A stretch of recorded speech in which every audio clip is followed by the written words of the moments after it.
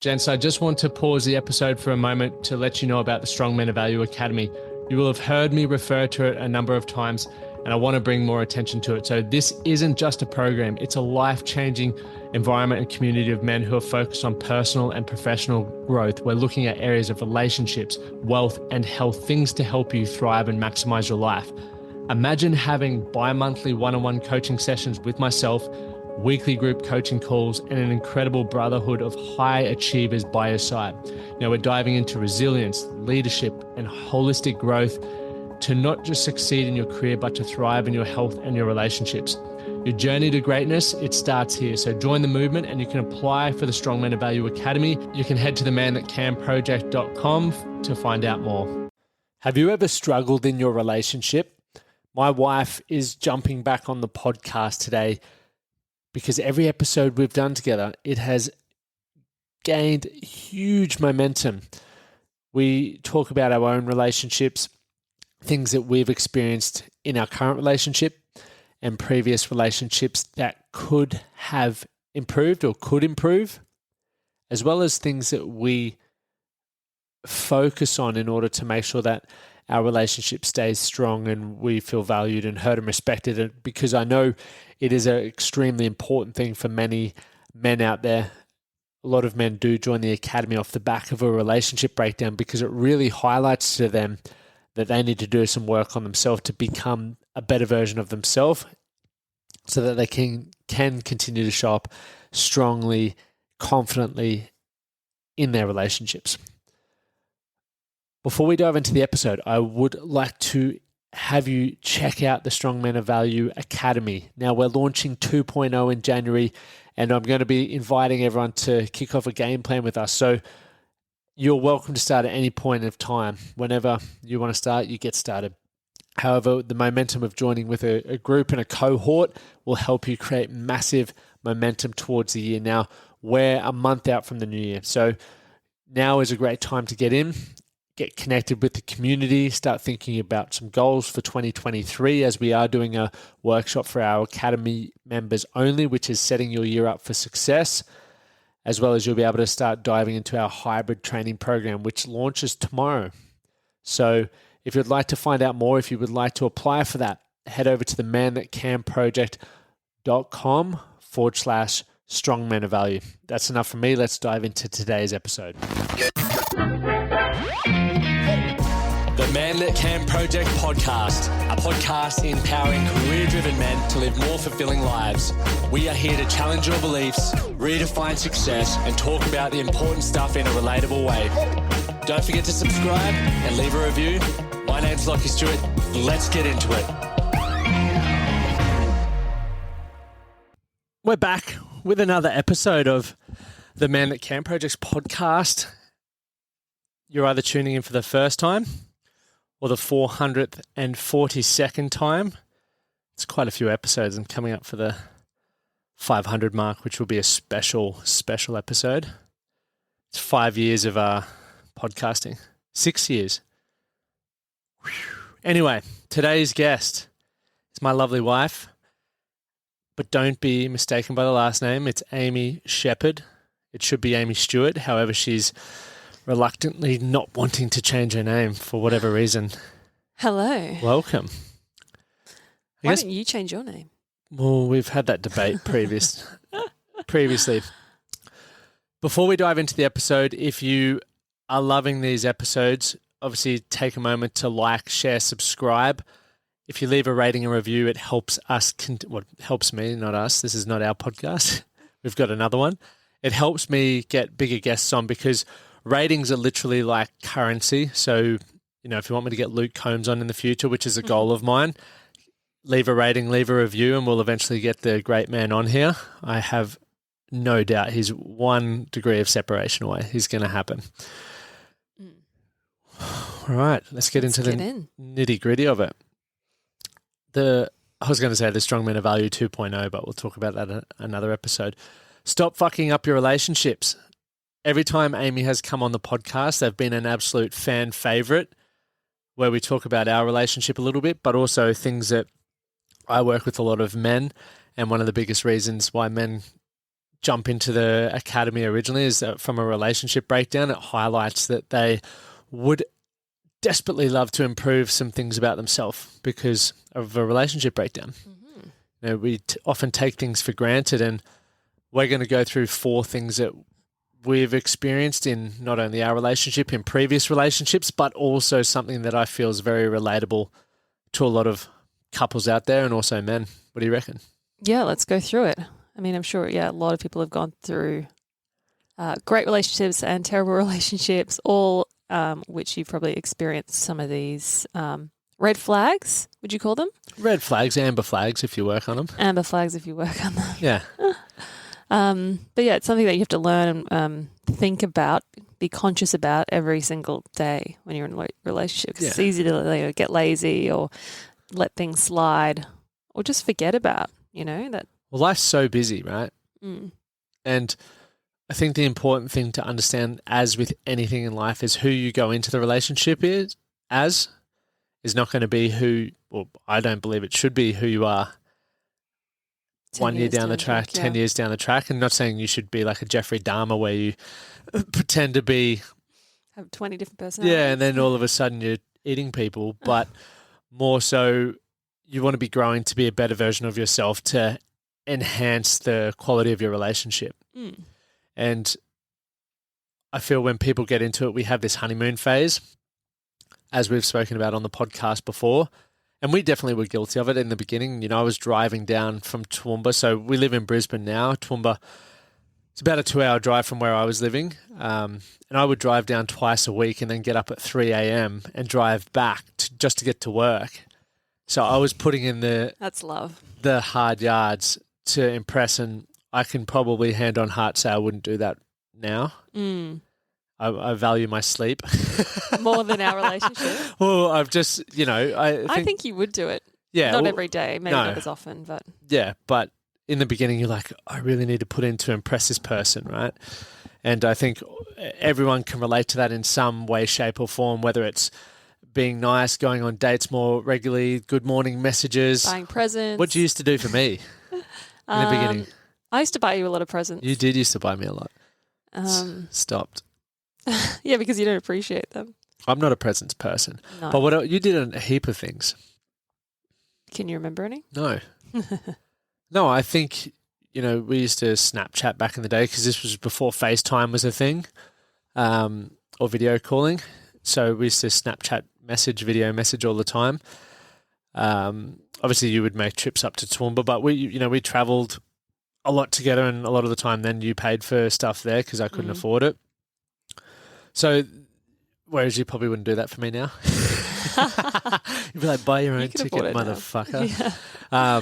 So I think we've all got those things that we do in the beginning, and after a while we become comfortable because it becomes a relationship. Really does, you build your routine around it, so you lose the intention and you lose you need to sneeze or something. You look like you're holding back a sneeze. No, I had an itchy. Or you're bored, or a sneeze, or one of the two, or both.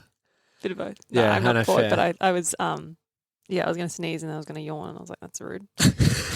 But it's just because we had a really early start. Lockie's conversation. Yeah, so this is another thing you do for love, right? So this morning, and we will get back on topic, this morning Amy and Emma are selling a number of clothes at this market, and the girls said, let's get the boys to come, Liam and myself. And we're like, Sunday is legitimately the only day where we both don't work. It's our one day to sort of lay in and relax. And anyway, we were up at 5:45 and carting clothes out to this market store. Things you do for love. But that's, I appreciate that. We needed the help. We needed the hands. We had a lot of clothes to sell. But yeah, it was an early start on a Sunday, that's for sure. And we bought you breakfast in exchange. So bit of give and take. Bit of give and take, eh? Take. But back to it, taking for granted. What would be some tips that you believe, or you maybe think about, Amy, that put you in a position to, I guess, try and keep that honeymoon? When I say honeymoon, I mean the traits of a honeymoon. So like keeping it fun, prioritizing each other, keeping it playful, all that sort of stuff.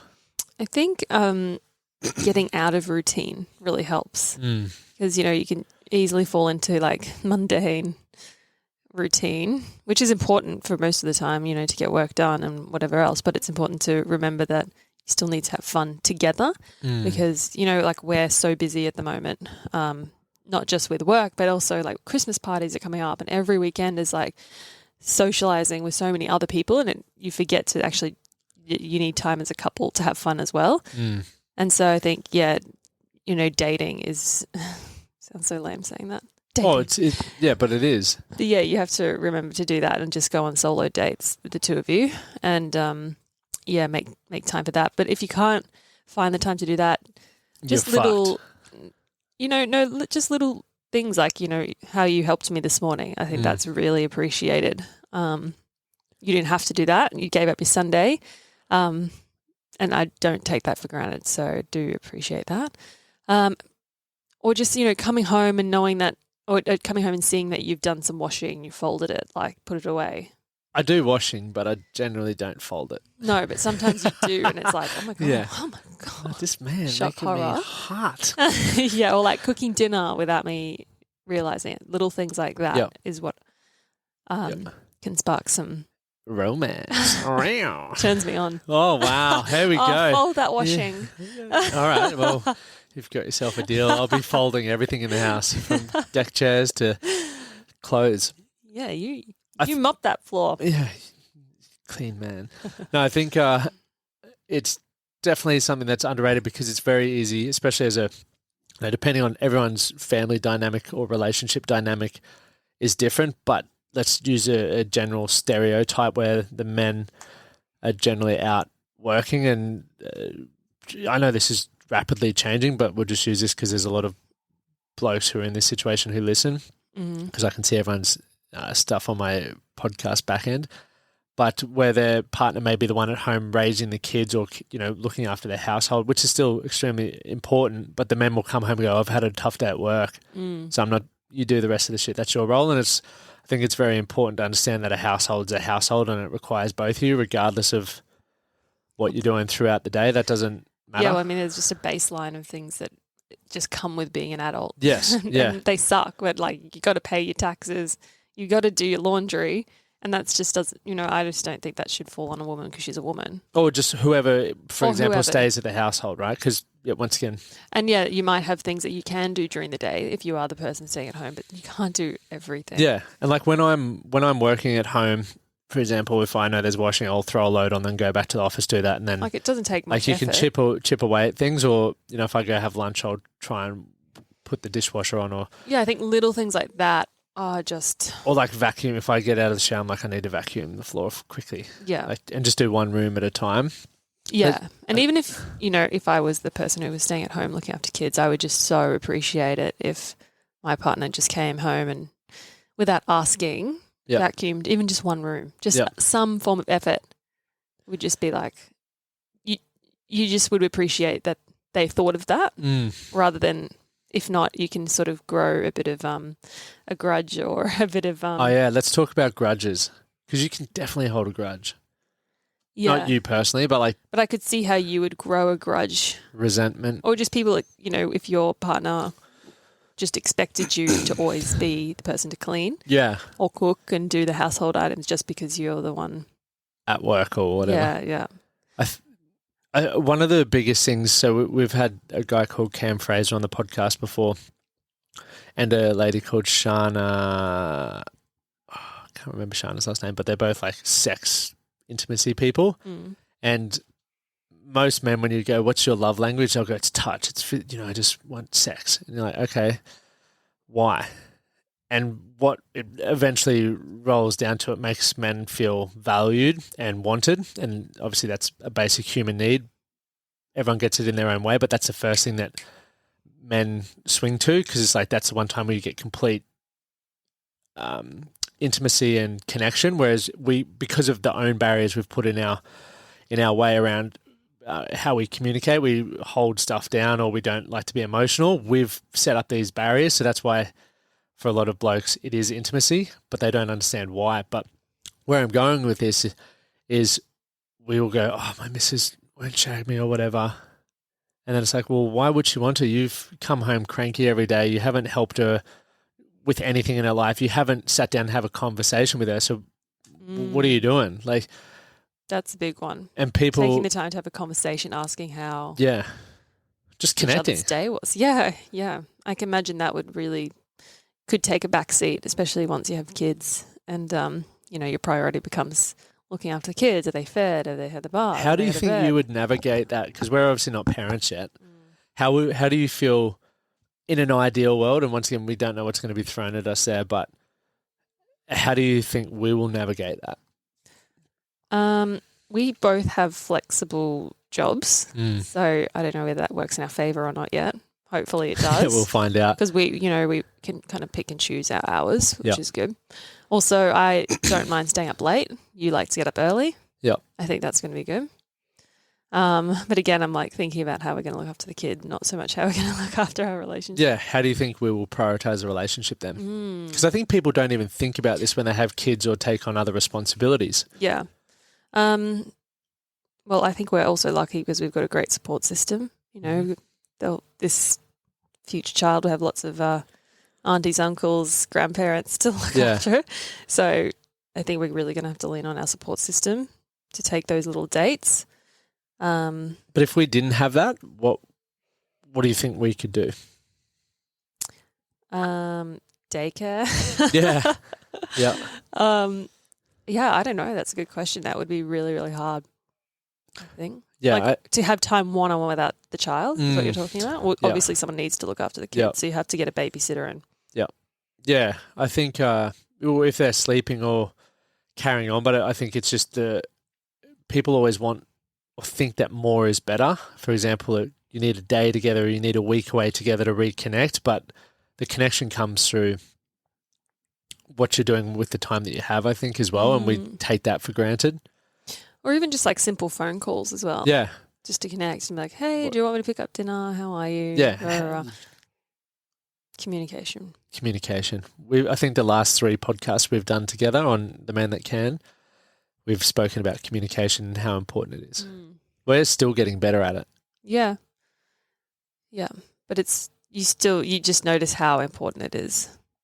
Yeah. Because every single red flag leads back to communication. Just making sure you're on the same page. Yeah.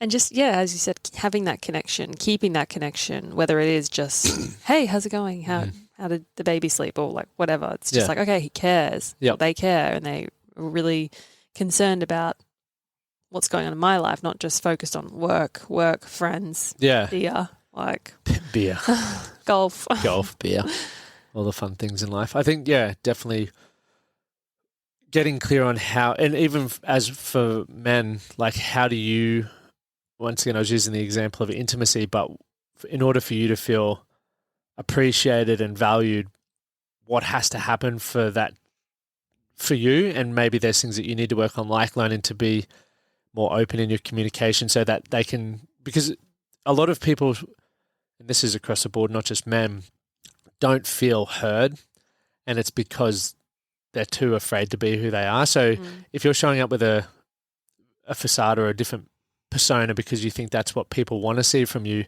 you're never going to feel heard, regardless of who you talk to, because you know you're bullshitting your way. Yeah. I think within a relationship, if you don't feel comfortable being who you want to be, then that's going to be something that you probably need to address. Maybe you aren't in the right relationship. Maybe you got to find a way for you to become more comfortable or confident in who you truly are. Do you mean like letting down your barrier and being a bit more vulnerable? Yeah, well, I think people in general, for example, in order to, everyone wants to be accepted. Everyone wants to be a part of something, whether it's a work environment, a friendship circle, a relationship. And, well, for example, when I met you, I had a belief that I needed to be a certain way for you to accept who I was. And so while I was very consciously aware of that, there were still some things that maybe I was acting or saying. I was like, that's not really who I am. And so I had to learn to just be confident to go, this is Lockie, take it or leave it sort of thing. And I think a lot of people fear rejection or fear criticism, so they don't ever fully get there. So every day they're walking on, eggshells, for example. I think a lot of relationships are like that. It's why I feel a lot of people aren't happy in their relationships as a result of that. They're one person when they're at work. They're one person when they're in their relationship. They're one person when they're at work with their friends. Yeah, wearing too many hats. Yeah, wearing too many hats. And it's like, why can't you just be that same person?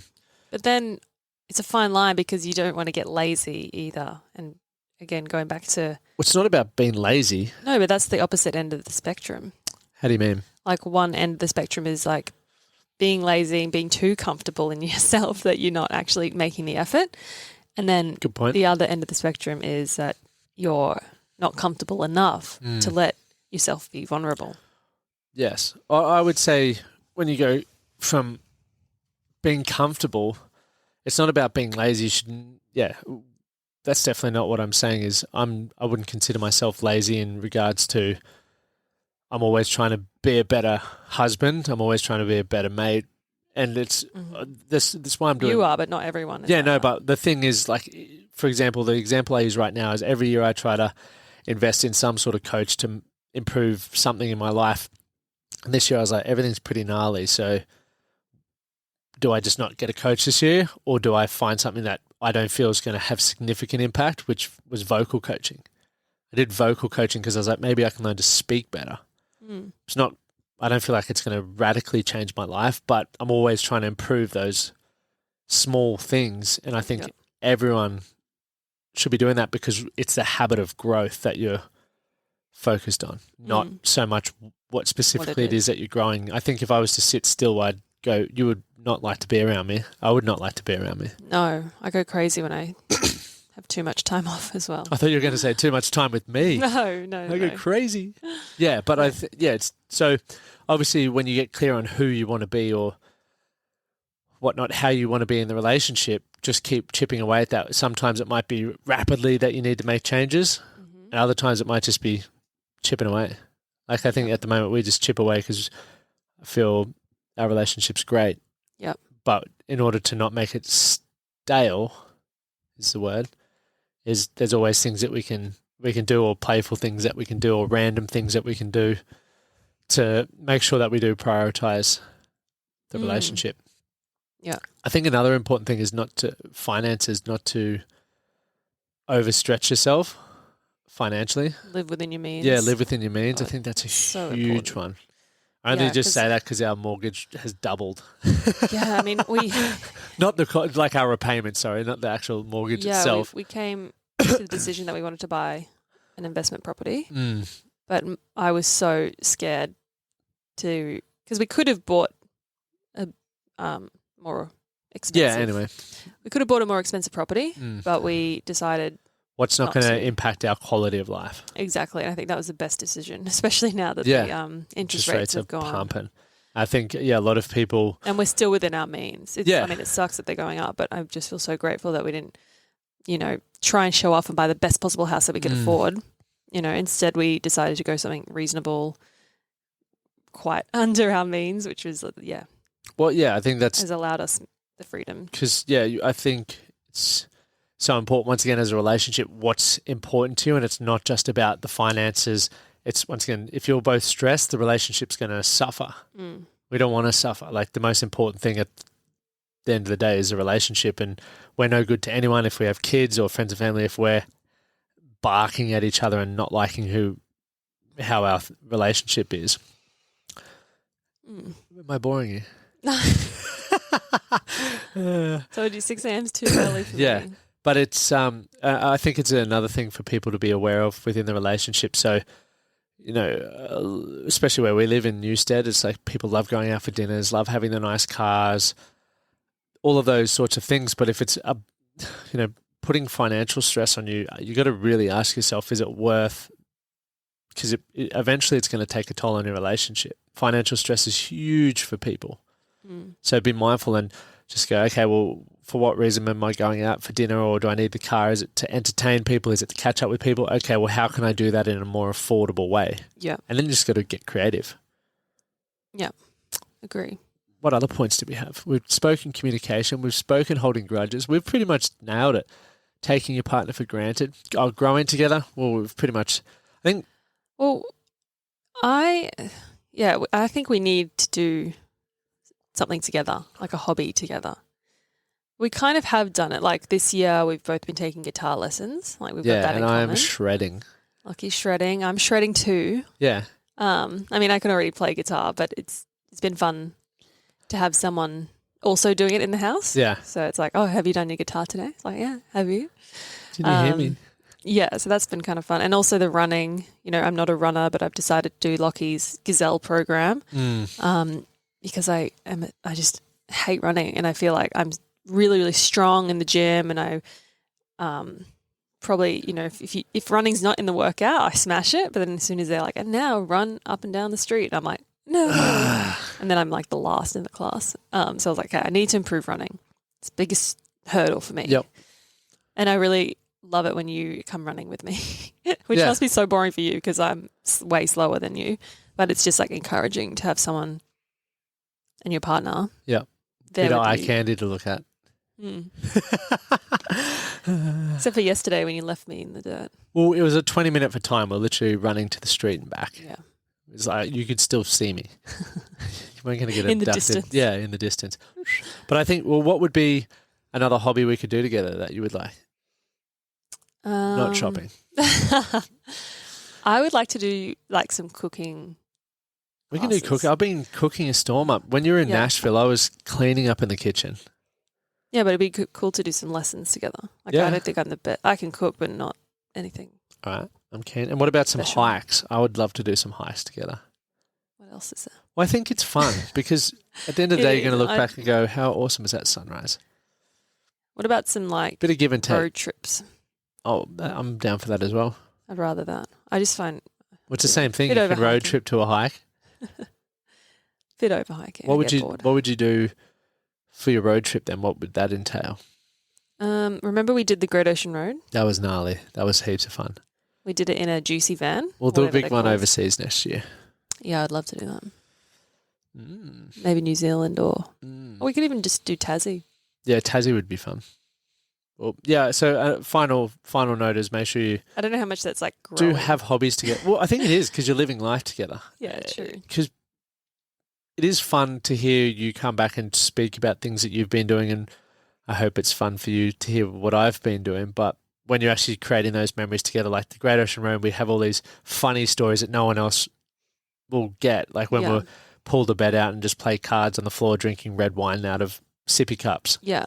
I love that. On the side of the highway, like not the highway, but so I think it is fun. You are growing because you're investing in your relationship. I think I've said I think a lot of times, but I think a lot, don't I? However, people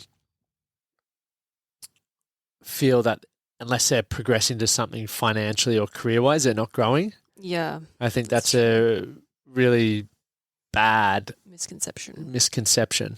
I think we need to address... Every time I'm saying I think now, I'm like, stop it.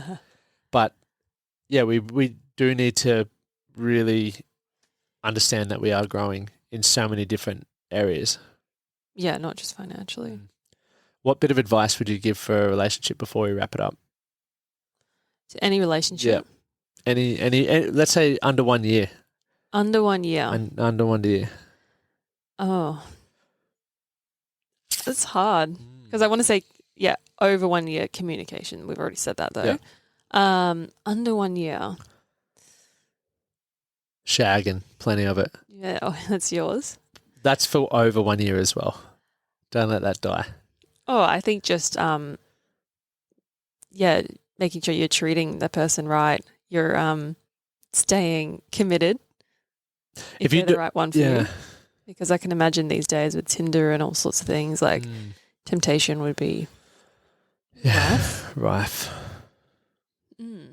That's a hard one for under 1 year. What would you say? I would have to agree with you there. I think I hear of people who are like, yeah, I'm going on this Tinder date, but I've also got one lined up next week. I'm like, yeah, what? Not even giving it a chance. But yeah, like if you're going to just give your attention where it is, because otherwise you'll be on that date thinking about the next one is like, I wonder if the next one could be better. How are you ever going to get to know someone? Yeah, it's like any relationship. You don't, if you're in, go all in. You obviously run the risk of getting more emotional pain if it doesn't work, which is what I think a lot of people are fearful of. However, how are you going to really know if it was the right one for you if you don't go all in? It's a risk you got to be prepared to take. Yeah. Anyway, that is, I guess, a few key points to summarize. What were they? Don't take your partner for granted. So be mindful of keeping it fun and thinking about the things that you really enjoyed when you first got together, because that's what's going to really... And little things go a long way. Yeah, really help you for a long, sustainable... We've been together 9 years. So we can talk about... we're nearly at our long service leave. Oh, what does that entail? Just a holiday together. More time together. Yeah. Not holding grudges, so making sure you communicate effectively before you build up that resentment, or, it's I'll only do that if you do this sort of business. It's like, if you want the relationship to thrive, eventually, sometimes you'll be taking 75% of the slack, I'll be doing 25, roles will reverse at some point. Communication, just making sure you're communicating honestly with yourself and your partner, and growing together, so building a life together. Having hobbies together, as Amy mentioned, as well, as a important one. We've got the guitar, and we're about to do road tripping again now, apparently. So that should be fun. Cooking would be fun. I'll leave that you to organise that, and we'll do that. Okay. Well, thank you for coming on once again. Thanks for having me. Thanks for listening. Number 4, episode 4, not episode 4, but the fourth time you've been on. Yeah. Good to be back. Really raking up the views on the Man That Can project. Guys, remember, ratings and reviews go a long way. Like, share, subscribe. And if you would like to find out more about how you can work with the Man That Can project, head over to our website, themanthatcanproject.com/strong men of value, and we will look forward to reading your applications. Ciao. Thank you for listening to the Man That Can Project podcast. My name is Lachlan Stuart, and I hope you enjoyed this episode and found it helpful. If you did, please take a moment to rate and review the Man That Can Project on your favourite podcast platform. And don't forget to subscribe to stay up to date with our newest episodes. We'll see you again next time.